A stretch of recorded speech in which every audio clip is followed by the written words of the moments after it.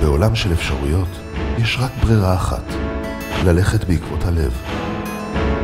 ללכת בכיף, במהירות, לפנות, להתרגש, לחקור את המרחב, לחלוק אותו עם מי שאתה אוהב, לאזן בין צרכים לרצונות, לקחת את הזמן, לא לוותר על איכות.